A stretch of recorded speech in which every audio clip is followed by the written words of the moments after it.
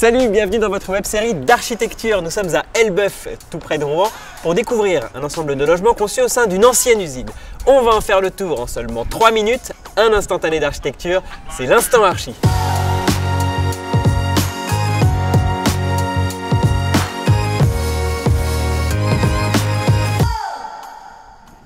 On a longtemps dit de la ville d'Elbeuf qu'elle était une cité drapière. Jusque dans les années 60 s'y trouvaient plusieurs manufactures textiles et notamment cette usine Gasse et Canteloup.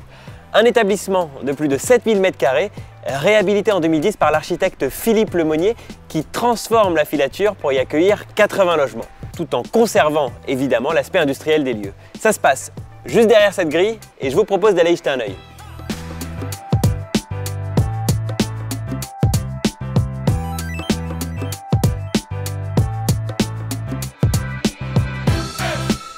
À l'image des belles façades sur rue, on retrouve ici un aménagement très représentatif de l'architecture des usines des 19 et 20e siècles.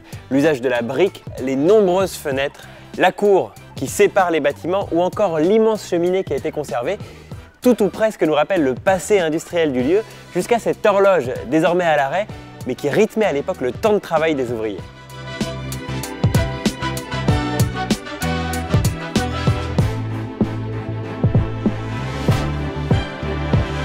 À l'intérieur de ces grands volumes qui composaient l'exploitation, l'architecte Philippe Lemonnier a installé deux types de logements distincts.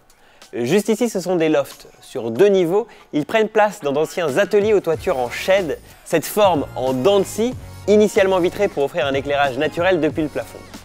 Très courant dans ce type de fabrique, il n'aurait pas été très adapté aux habitations qui ont pris place depuis.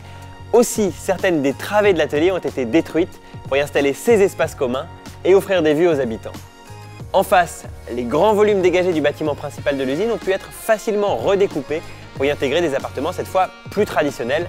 Dernière étape de notre découverte.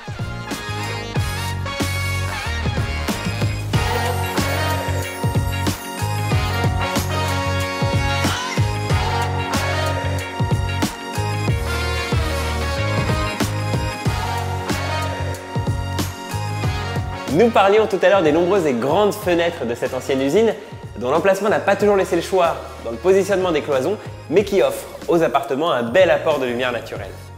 L'aménagement intérieur de son côté ne manque pas de faire référence à l'histoire du bâtiment par ses grands volumes que l'architecte a préservés, autant que par la mise en œuvre du métal. Un clin d'œil qui nous rappelle aussi les enjeux liés à la réhabilitation d'un lieu patrimonial entre la réutilisation des éléments déjà présents et la nécessité de s'adapter aux usages et au confort des habitants. Allez, je vous laisse. Des années que l'horloge historique ne fonctionne plus, il est peut-être temps que j'essaye de la remettre en marche. Et n'oubliez pas, l'architecture est partout, il faut juste prendre le temps de la regarder.